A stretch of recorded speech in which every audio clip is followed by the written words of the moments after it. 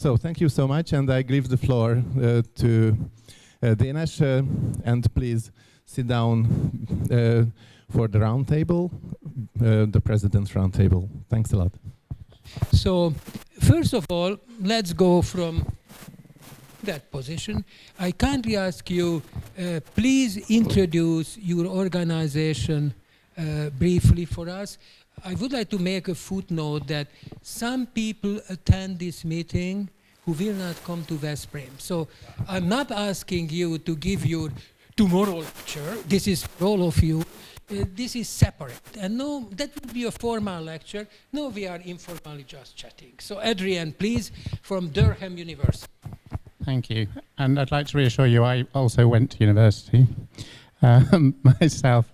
In fact, I first went to Durham to study in the archaeology department, to do a PhD in the archaeology of standing buildings with Matthew Johnson, who's an academic now at Northwestern University in the States, who has written about vernacular architecture, especially in England.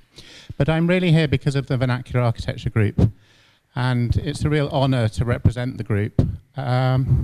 We have presidents for 3 years, so I've actually just handed over to a new president, Rebecca Elaine, who works for Historic England. So she works for the government agency that's responsible for looking after historic buildings nationally.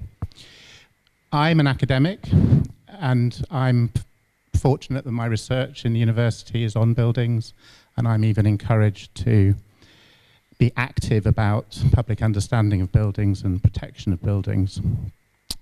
So it's interesting, the Vernacular Architecture Group attracts a wide range of people with interests in buildings, sometimes professionals in heritage organisations like Rebecca, sometimes academics like me, but more often people who are based in their own local area who want to be able to study and record their own local buildings.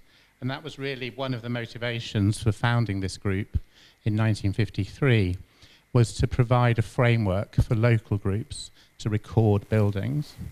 And in 1953, there was a great concern that these buildings were going to be lost, that so many particularly smaller buildings in the countryside were being demolished, and indeed in the towns. So to begin with, it was very much about recording buildings that were likely to be lost.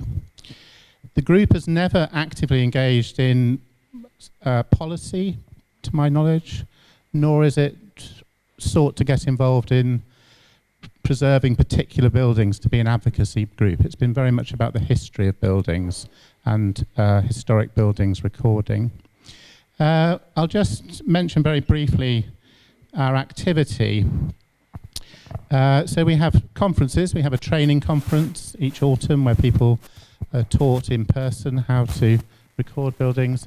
We have an online glossary now, an app, which has proved very, very popular actually. The printed glossary of terms for particular building features is now online.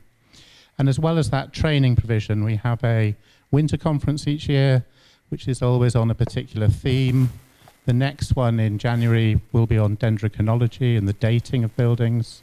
Last year, we were looking at transnational connections, international connections, and that's something I really wanted to emphasize today, is how much more we still need to learn about patterns across Europe, including Britain. And the conference in January was very interesting. We had people from Scandinavia, from Holland and France talking about the patterns that exist in common over the centuries. So, and we also have our journal. So that's the range of what the group does today. Good afternoon. I first want to thank Dénes for the invitation to be here, and for the members of the committee for organizing the conference. As Dénes said, I went to the University of Notre Dame. I have a bachelor's of architecture and worked as an architect before I went to graduate school. And at Berkeley, and I studied with Dell Upton, Christopher Alexander, and my PhD is multidisciplinary. I also studied with Paul Rabineau in the anthropology department. Before I talk a little bit about the VIF, I first wanted to make a comment on Mr. Veszprém, Guare, on your mention of symmetry with slight asymmetry. The course I took with Christopher Alexander was Nature of Order, in which he focused on local symmetry and how the rigidity, you break up that rigidity with those local symmetries. And so when you were talking about that, it brought that to my mind. And then I also wanted to thank you for inventing a new English word, folkitecture. I'm going to borrow it from you. As Dénes said, I'm president of the Vernacular Architecture Forum in the United States. And it's a position that I've only had for 4 months. We serve 2 years as president, and we have a president-elect year prior to our service beginning. We mostly refer to ourselves as VAF, so you'll hear me say that a little bit as I talk.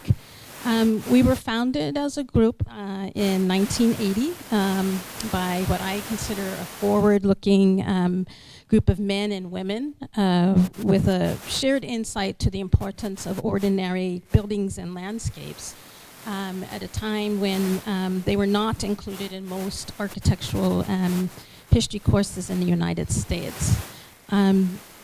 They approached buildings and landscapes as artifacts, and so fieldwork was and remains central to their endeavors. And in this work, very much in the vein of the director, and I'm not going to murder your name. You had mentioned, looking at buildings to understand the culture and how they're rooted in the culture and how they've changed over time. And so their documentation and fieldwork was to that means. It wasn't documentation for the sake of documentation. We too have an annual conference with day-long tours and paper presentations. We also have a newsletter and journal, all of which were early parts of the organization. Initially, the forum was a pretty informal, had a pretty informal character. However, it was formally established as what we call in the United States as a non-profit organization. However, they had a charter, and the charter established the goals and principles of the organization. Some of which, I'll mention just a few of them, is promoting an appreciation of our local, state, and national heritage through the study, publication, and dissemination of information about vernacular architecture and related cultural landscapes. Also, an increasing knowledge of vernacular architecture and related cultural landscapes, and promoting the general public welfare and to combat community deterioration through the encouragement of preservation of vernacular architecture and related cultural landscapes, and to assist through the provision of technical assistance to those who are trying to preserve those resources. And then also promoting a common good and social welfare of communities by working with and participating in activities of other organizations and individuals, public and private entities that are engaged in similar activities. Today, I guess we're kind of a medium-sized organization. We have 850 members, pretty steady around that number. And we're governed by a 15-member board of directors plus 4 executive positions. We're all volunteer. We are not associated with a university. Together, we serve on 16 standing and 1 ad hoc committee, so we're really busy with what we do. But those committees include non-board members as well. The committees, like a lot of committees, are for organizations, help ensure the financial and administrative aspects of the organization. We have committees that plan the annual conference, including the prizes and awards that we give. We have a committee that furthers our publications and promotes our fieldwork. And we also have a committee that's planning for our future. And as you know, considering the past, present, and future of VAF, I see several consistent threads. One is a commitment to welcoming and supporting a variety of disciplines and people at various stages of their careers, and as much as possible, not delineating those differences. There's the importance of fieldwork and the study of buildings and landscapes that's been consistent. And there's been a kind of constant questioning and not limiting the definition of vernacular. And then lastly, I sort of mentioned this earlier, which is collaborating with other organizations with similar interests nationally and more recently internationally. Tomorrow during the President's Plenary, I will discuss in more detail the past, present, and future of VAF, and we'll also briefly discuss the beginnings of some personal research that I'm starting of a seemingly ordinary suburban home that for a period of time changed the local social landscape. I hope to see many of you in Veszprém, and thank you very much. Great. I'm Howard Davis. I'm not representing a particular organization, but I think particular book. I think Dénes invited me because I am the editor of a 4-volume work on vernacular architecture that's about to be published. And that is a work called Critical and Primary Sources in Vernacular Architecture. It's being published in just a couple of months by Bloomsbury in London. And this work includes about 75 chapters which are taken from the history of scholarship in the field, beginning even before the 19th century, but up until today. When I was talking to the editor about taking on the job, he enticed me to take it by saying that this would be my chance to define the field. Right? So I said, that's something I'd like to do. So I said yes, right? And what that meant is that what I had to do was to put together what most of us would agree are the primary and critical writings in the field, 75 out of 10,000 or so, but also works which I think are important, but which have not yet entered the canon of vernacular architecture.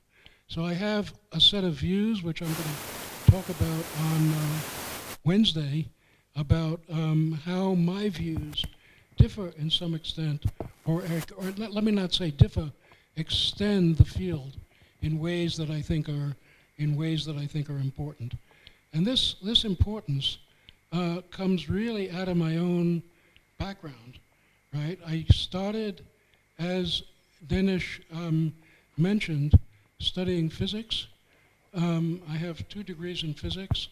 I then went to Berkeley, as did Elaine, and studied architectural design and worked with Christopher Alexander there and for several years afterwards, right? So my own attitude to vernacular architecture really comes not so much out of scholarly endeavors, but out of professional endeavors that then led me to do scholarship in the field.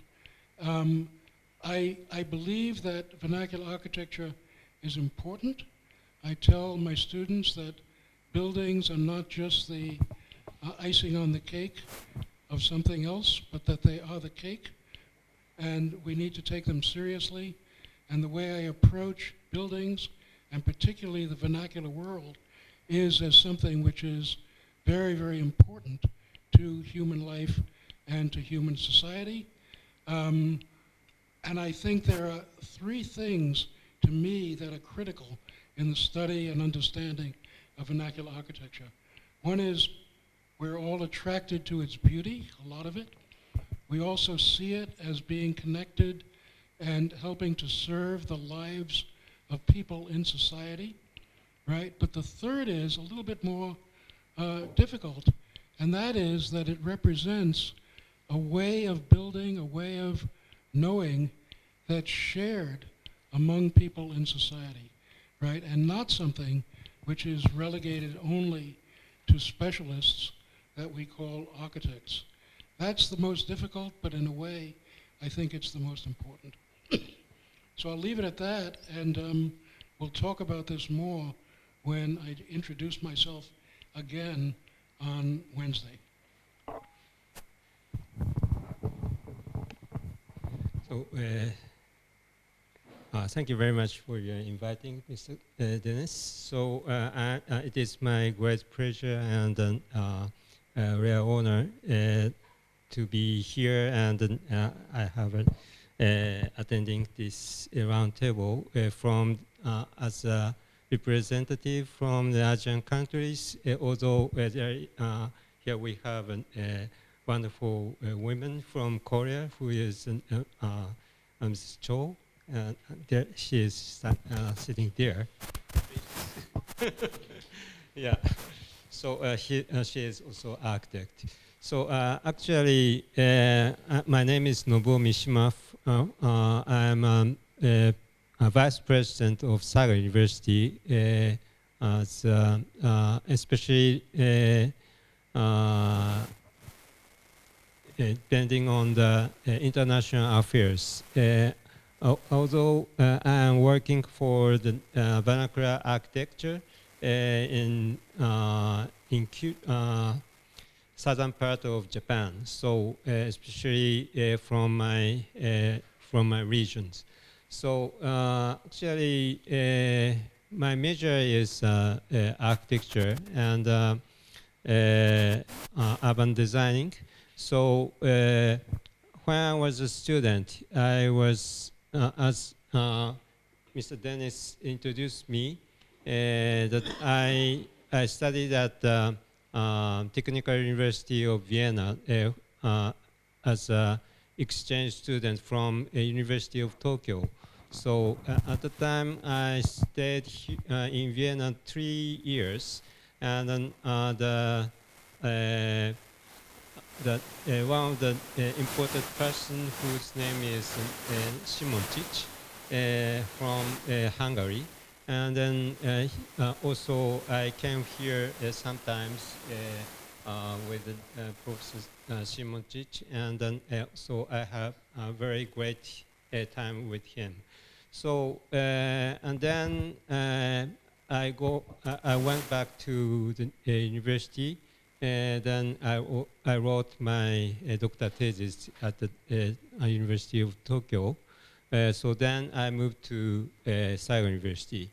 As you know, Saga is a very local place in Kyushu Island. As you know, Japan has 4 major islands. So Kyushu is the southern part, and then it is, how can I say, a very hot area. So almost, hot than Hungary? Yeah, more than Hungary, I think. Now, today we have many storms and typhoons and such a kind of disasters, so that our vernacular places have also very dangerous times and occasions. So we are also interested in such a kind of disaster prevention as well. So especially in the local area. I'm also researching such a kind of disaster prevention and for the folks area, and also studying characteristics of the area, how to preserve the area characteristics. So then I have also a wonderful relationship with the international universities, such as Korean University of Transportation and Chiang Mai University, and in Thailand also Vienna University of Technology, and Holland University as well. So using with these kind of the international relations, I have also the international workshop for the students. So I invite many students for the workshop to study the vernacular architecture in Japan. So the students enjoyed the size of my place, where I'm participating in such a kind of the community buildings and designing, planning of and designing the architecture, vernacular architectures. So that's why I became the vice president of the, especially on the international affairs at the Saga University now. So I'm also doing it is my pleasure and honor to have such a kind of collaboration with the international universities as well. So thank you very much. I will be very brief. So our organization is relatively new, but I am guilty and I apologize because there were 11 years before the first and second international conference.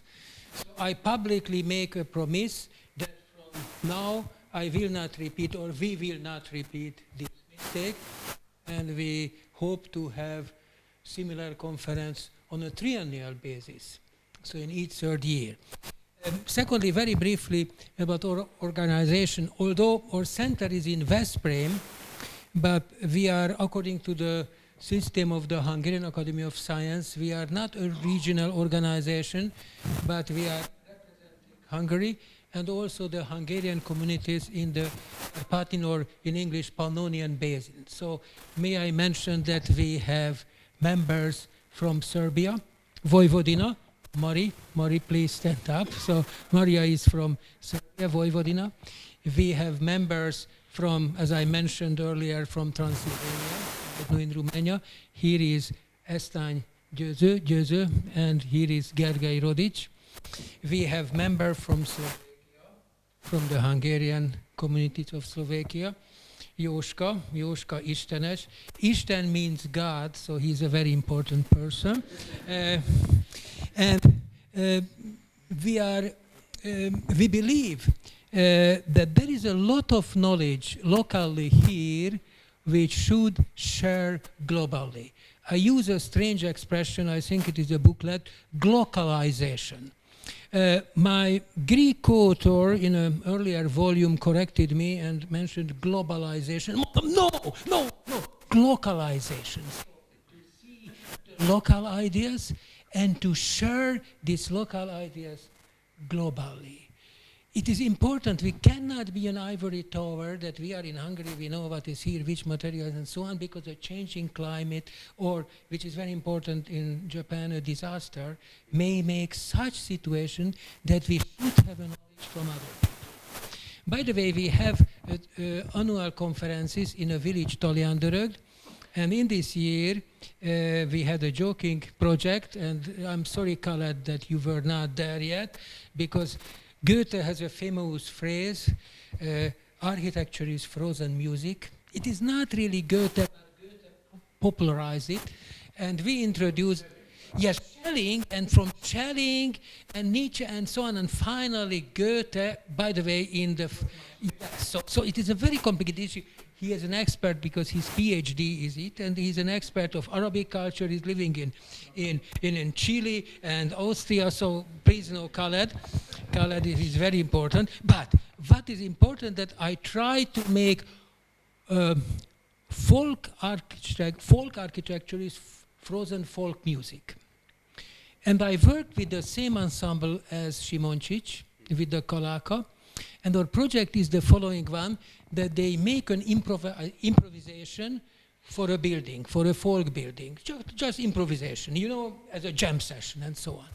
Then the musician, this was Kalaka, the 4-member Kalaka, which was Simoncic's favorite ensemble, they explain that this was not improvisation, just a free improvisation, but for example, the cello went on the walls, the flute on the ceiling.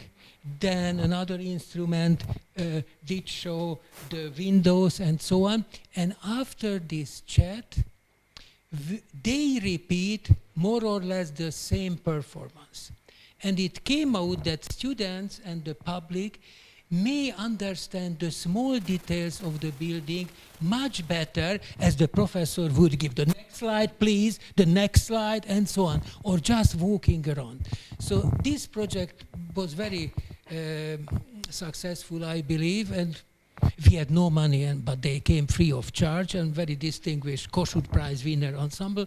And in each year we will repeat it. This is all, our conference is always in a small village, but 10,000 of people attended that village in that time, because it is called Művészetek Völgye, Valley of the Arts, and in each village there are artistic performances, and it is possible to promote vernacular architecture, because many people walk in that look at what is here, what is this barn, and so on. So we'll follow this one. And very briefly, I would like to say something that is absolutely different about this building. So this was designed by Fischer, and in Hungary there was a very strange situation that in early 20th century, as you know from Antoni's lecture, and also from Andor's lecture, that there was a great interest in the time of Károly Kós and others in folk architecture. So there was one group of people who tried to make modern architecture via using folk architecture. Another group was associated with the Bauhaus, with Gropius and so on.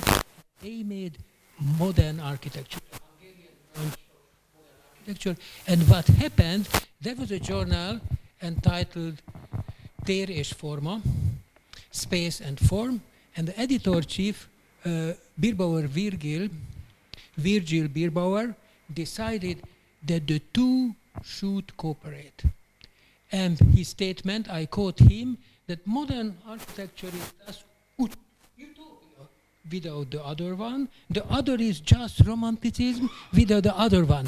So he tried to unite. So therefore it is not strange that we are in a building designed by Fischer, who took over from Birbauer the editorship of Tér and Forma, Space and Form. So, and he edited Space and Form in such a way that it is not in a Károly Kós bibliography, that he invited even Kós, and specialist of folk architecture, to a journal which was basically made for Gropius people of the Bauhaus. So the two cooperated, and I think it is a good model which Fischer and Birbauer did show. By the way, Fischer had a joint building with Jansky, who was with Károly Kós for an expo building. Now, I have some specific questions.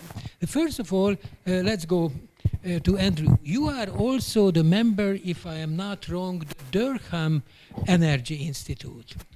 Is it correct? And how you connect folk or vernacular architecture and energy problem? Because this is a crucial issue. Okay, so the university has what it calls the Durham Energy Institute, which is mainly led by anthropologists and scientists of different sorts. But they're really interested in history. So they're particularly interested in the history of energy use. And Durham sits in the middle of a coal field, which was one of the earliest industrial regions globally. We did a project in the university on energy use in old buildings, because the university occupies mainly 18th and 19th century buildings.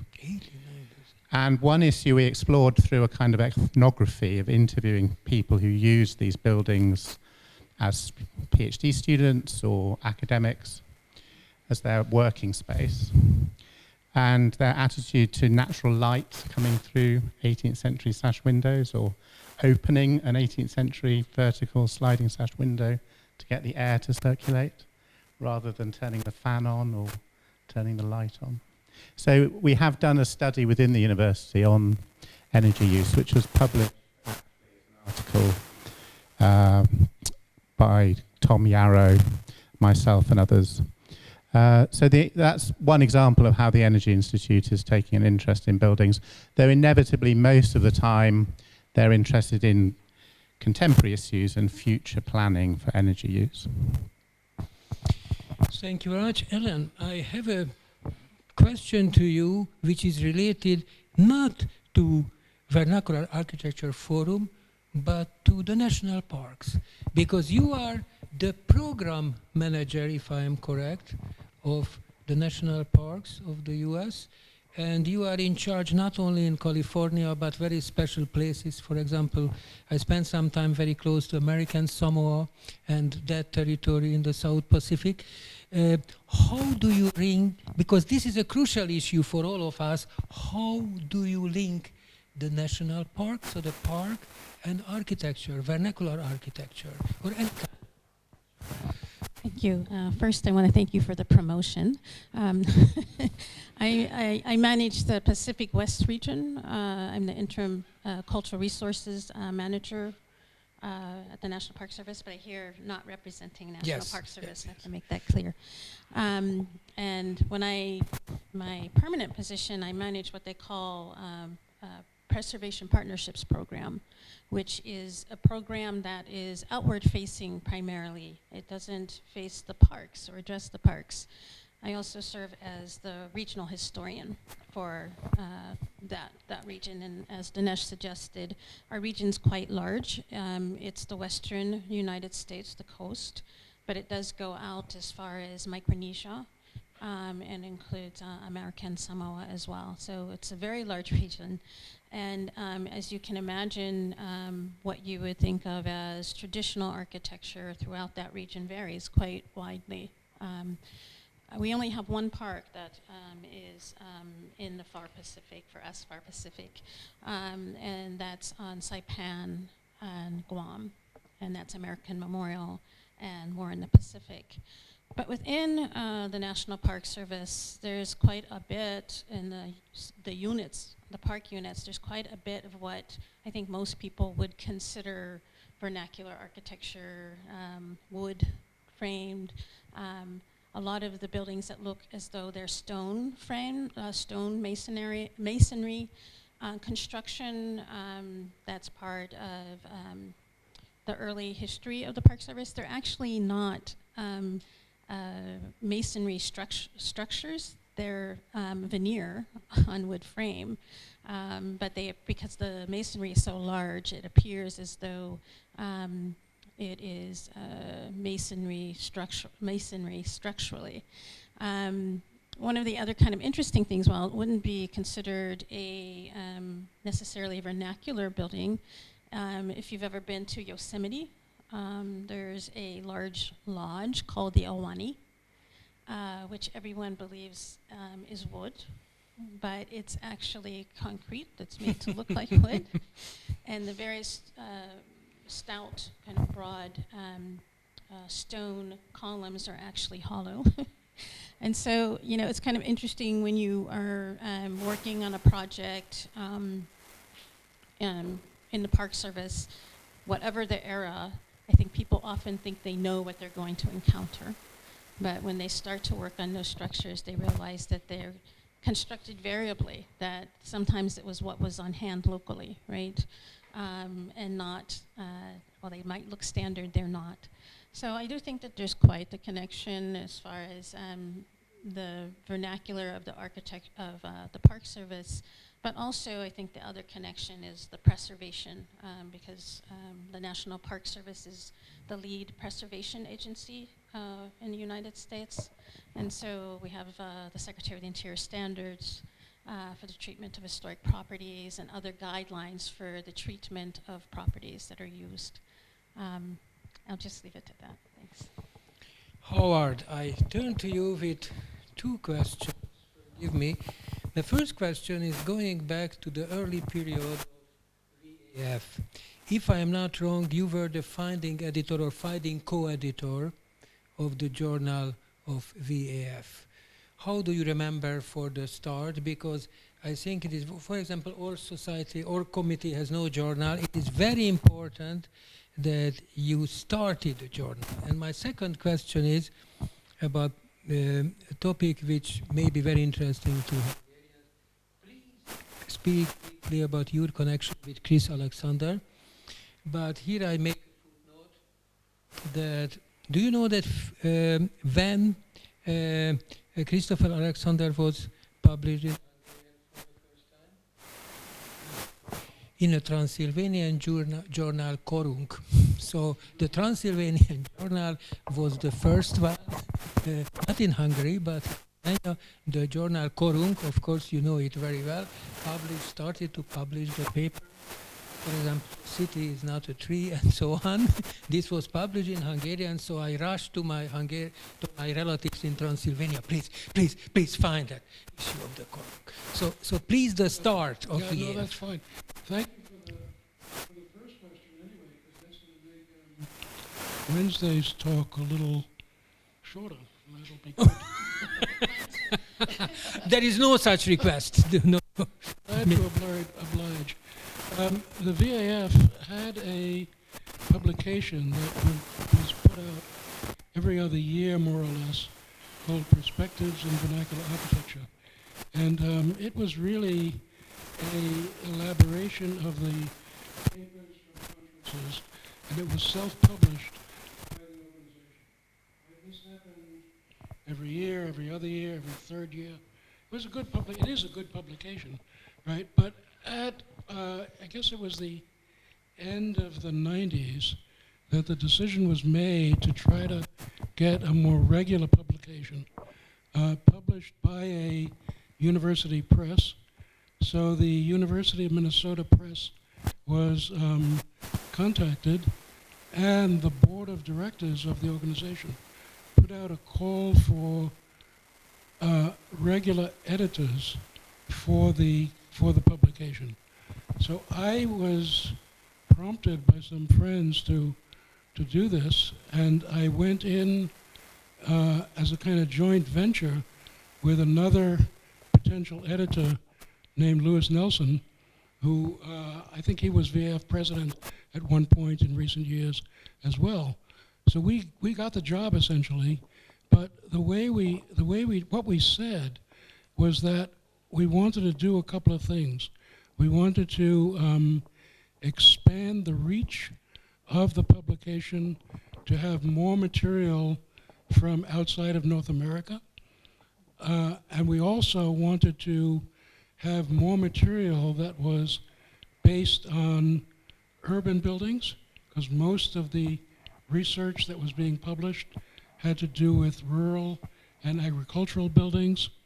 And finally, we wanted to deal more with issues of cultural hybridity, which came along with the focus on urban buildings, as you can imagine.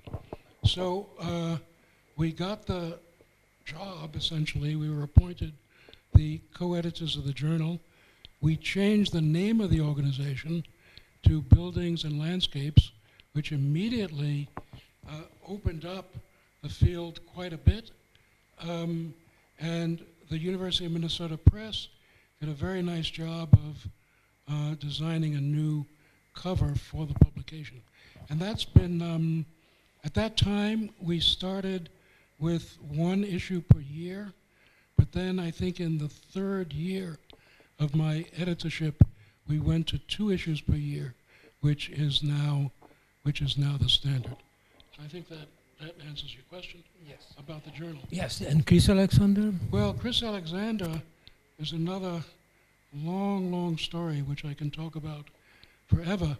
But I began working with him when I was an architecture student at Berkeley. I was attracted to him because of 2 things. One was he and I both shared a background in science. I was a physicist first. He was a mathematician before he studied architecture. And second, I was very, very taken with his idea that buildings are really for ordinary people and need to be designed in ways that touch people's lives and really get people to understand that it's possible to live in a world which is beautiful and which serves their needs. So I worked with Chris for about 8 years, beginning when I was in school. I'm going to show one of the projects that I did with him at the beginning of my talk on Wednesday, and we remained friends even after I left him until he died about 1.5 years ago. So, Thank you very much. We are turning to you. Do you know where Chris Alexander was born? Which country? U.S.A. No. No. No. Austria. Vienna. Vienna. Austria. Yes, Austria. Vienna. Austria and Was UK. he- Yes. Yes. Yes. And from Austria he went to England and then to the US. Yes. And you came from Vienna. So please speak very briefly your project with Vienna. So your university, you mentioned already that there is a student exchange program. Yeah. And my very important question, is it possible to extend to Hungary as well? So what is the reason that exactly, of course, Simoncic, so Technische Universität Wien, so TU Wien, so Yeah. Austria and Japan. But why not to extend this project to Central Europe, to other countries? We have here people from Czech Republic, we will have from Poland, Serbia, and of course Khaled is also from Austria, but not from Vienna, but other parts of Austria. Yeah. So do you know him? No. So may I introduce you to each other? Good to come to Hungary to each other. So please, and I turn also to you, all of you, that how to extend the international cooperation also to this reason. Martin, I always, one of my favorite book is Frolet's and his co-author, Encyclopedia of Vernacular Architecture. Do you know that there is a huge encyclopedia on vernacular architecture published? There are 2 editions. There is an extended second edition. Am I correct? So there is a huge research in this region which are totally unknown. I'm not, you know that I'm not polite. So in the United States, a huge book was published about Art Nouveau architecture. Hungary is missing, totally missing, and they don't know that in the same time as Horta and Gaudi, Ödön Lechner made Art Nouveau architecture. It is not true that they don't know in Japan. You have 3 books. Only please be very careful. Your colleagues did know that the first name is the last name, and the last name is the first name. So please look for the book of Ödön. So Ödön is Lechner, Rehuneru Ödön, and I'm sorry, the Japanese book is better than any of the Hungarian book. They hired helicopters and they investigated those buildings much better than the Hungarians. In Yonman yen, 40,000 yen was in the 1990s, one of the most expensive books. So you are very great to promote Ödön Lechner, but we need much more cooperation. I mean all of your countries, so Japan, but also England and US. We should cooperate because there is a lot of local knowledge in the Czech Republic, in Slovakia, in Serbia, Romania, the wooden architecture, Francisca, the wooden architecture in Romania. There are fascinating books, but you will not read it because this is not even in Finno-Ugric language, but it is Romanian. Please learn. So anyway, do you see any form of cooperation, the possibility? Any form. And may I introduce? But I would like to introduce a person that the dean of architecture of the Ebel faculty is here. Anthony, are you here? He will meet with the president of the university. He will be not here, so if you have a question to Anthony, please put his question today, because he should go to the university president, Gakcho, president. So yes, he is the dean of architecture at the Ebel School, Ebel Faculty of Architecture. So you have even university leaders here in this room. Yes. Okay. So please. Well, the only thing I wanted to mention really was regions, actually, because it seems to me emphasising regions gets us out of a lot of problems in terms of nations. So if we're interested in promoting what goes on in particular regions, that's one way of doing it. And this is also a way of me saying one of the things the Vernacular Architecture Group does in Britain is to have a field trip conference each spring where we have students and professionals and members of the group. I meant to say that earlier, but that sort of field-based conference can be a good way of getting people together. Yes, any comment from the US? Well, I have to take it back to the board. Yes, yes, please. But I know that there is an interest in trying to figure out how we can be less provincial and more international. There's kind of a, to be honest, there's kind of mixed opinion about things within VAF. For example, we have a book award. And some people within the organization feel it really has to be a book on American topics, American architecture or landscapes. And then there are other people within the VAF who feel it really should be broader, as long as there's something that we can learn and understand and is applicable to what we do. And so the current board of directors is, I believe, more progressive, and that's why we are now trying to figure out how we can be more international and have what we call a future vision committee that is looking at what we might do to grow our organization.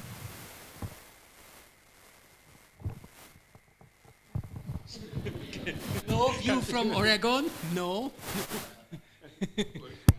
Oregon, yes. Well, I think one of the really wonderful things about VAF is that the meetings are mostly field visits to places that the people who organize the conference are working on. So it's kind of a reversal of a lot of organizations, where there's a lot of papers and one day of some kind of field trip. And the idea of VAF is just the opposite of that, that we're really dealing with the buildings and places of the region. And there's one day of papers, and what that means is that the papers are really, really good, because it's very, very selective, and but it's a really nice way to run a meeting. I'm not an agent of the Japanese government, don't worry, but the Japanese government opened the Japan Foundation office in Budapest, not in Vienna, but in Budapest. And what is very important, the regional center, and the Japanese embassy organized a lot of so-called V4 project. V4 means project. Poland, so Poland, the Czech Republic, Slovakia, and Hungary. Yes. I don't know how to say it in Hungarian or in English, but in Japanese, gambatte kudasai. Okay. Gambatte So, kudasai. actually, Gambatte kudasai means more or less that please try your best, something. actually, what I think that how can I start as a informed, Yes. right? So I thought that, in my opinion, to start from the personal connection is very important. So to have the connection with you, and then especially to do the workshop, for example, we need to have not only from the top down is very difficult. So from the bottom up, personal connection, it is very easy and continuously. So that's why I am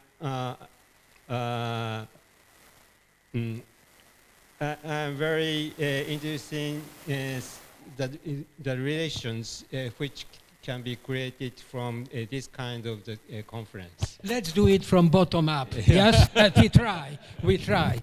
Okay, so thank you very much, and we have a few more minutes, and it is not nice if only we are speaking. You may have questions, so please put your questions. And forgive me, it is not a good meeting if there are no questions. I can put infinitely many questions, but you should put questions. Yes, any questions? No, not too many. Yes. Koppány has a question, please. Thank you. I wonder if your organizations have any connections to each other, or you met here?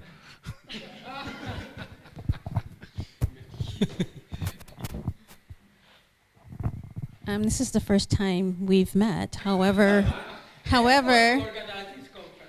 However, a couple of the founders of VAF were members of VAG, Vernacular Architecture Group, and I think they still may be, yes. So there early was a connection, and they have gone to the annual meetings. We did have a joint conference where the Vernacular Architecture Group had a conference with the VAF in America and went mainly along the East Coast 10, 15 years ago, maybe. That was an excellent conference. I can also remember Nat Alcock and Ron Brunskill coming to meetings. These are prominent vernacular architecture people in England coming to meetings of the VAF. This is a long time ago, but certainly it was there. Actually, Did you meet this gentleman? No. Of course, this is the first time. First time, yes. Yeah, so I'm very grateful. Thank you very much. Any questions, please? Yes, Andor, I'm so happy that you have a question. Thank you very much. It's just a brief question to you all, and it's a very personal one, that according to you, where would you define the borderline between vernacular architecture and folk architecture and not vernacular architecture or not folk architecture? I mean, personally, each one of you, where would you line the border between architectures you think it must be dealt with, or we shouldn't take care of it?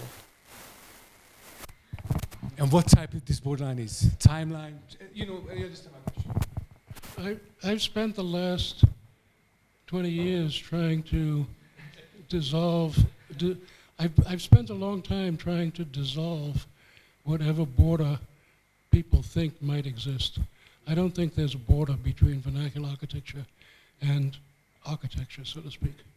Because if there is, and the reason I say that is because any time I try to define it, it turns out to be very, very fuzzy, very permeable, and ultimately it just doesn't hold water, to use, I think, an appropriate metaphor.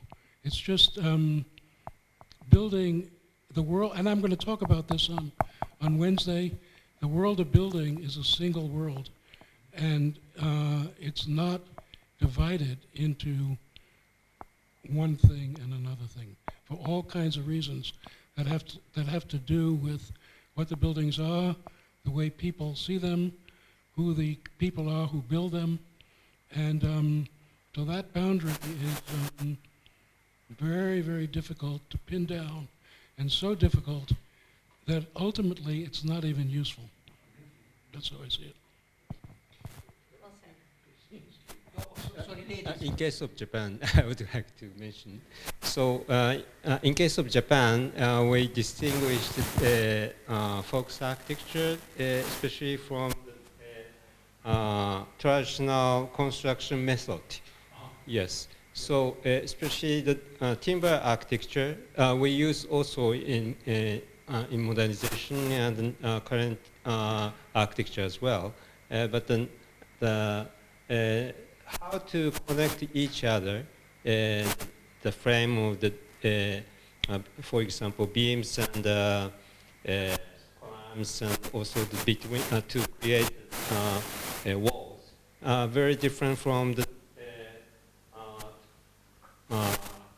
contemporary architecture. So we use especially the horizontal elements to not, we don't use such a kind of structure. So that is very different from the contemporary architecture. So on the other hand, vernacular architecture, so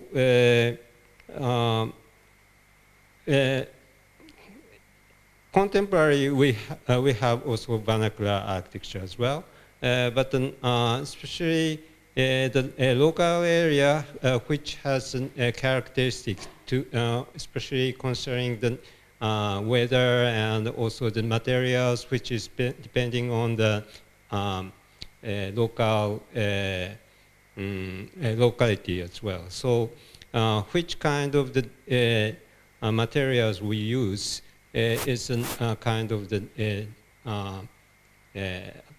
definition of the vernacular.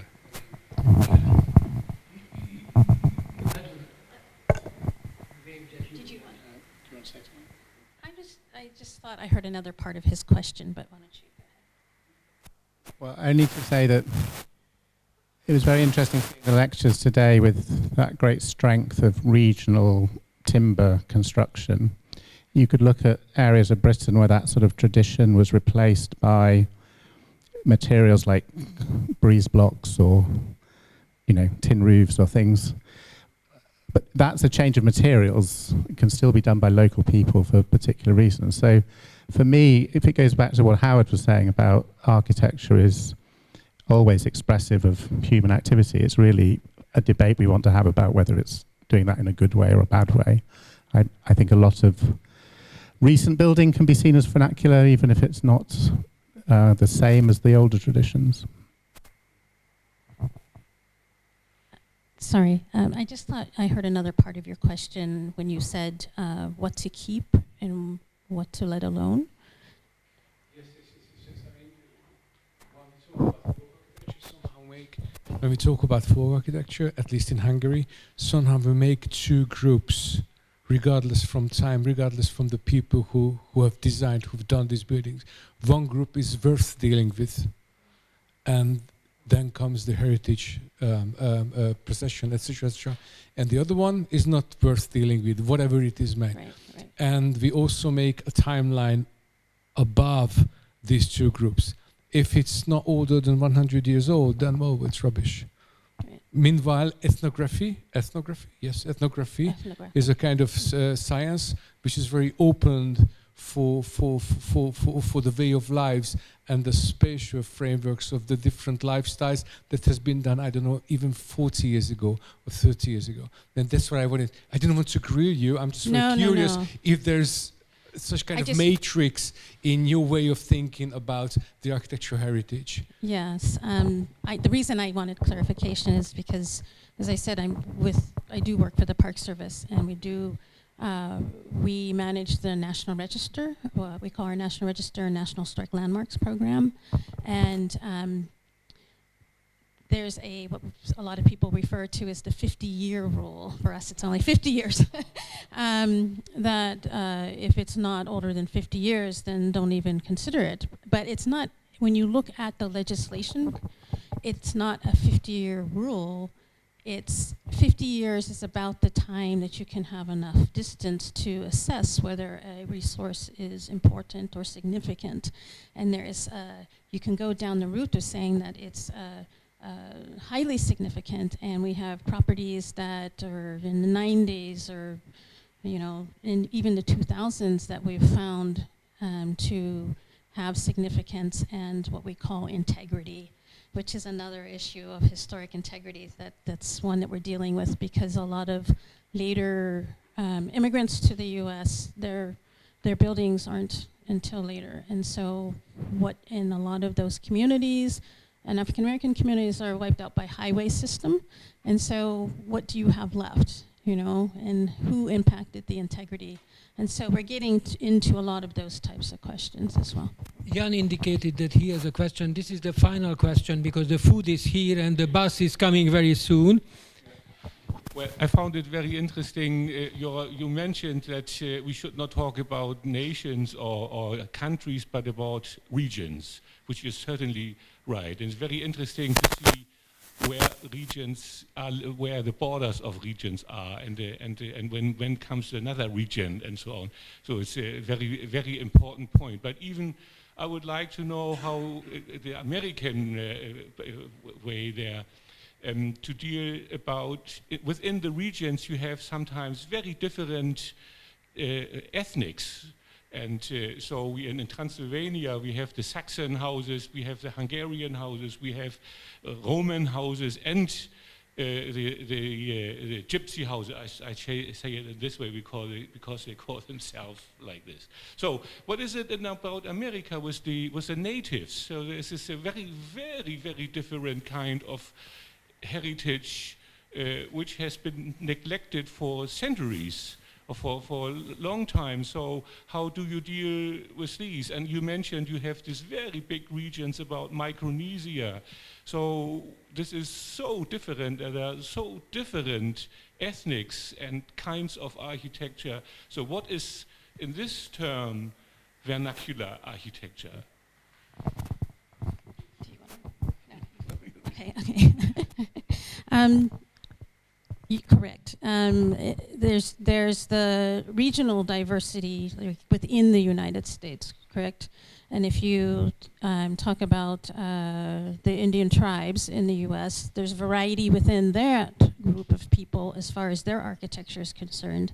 And then you look at Alaska, which has another indigenous population, right? And so there's a different, what you might call traditional architecture, et cetera.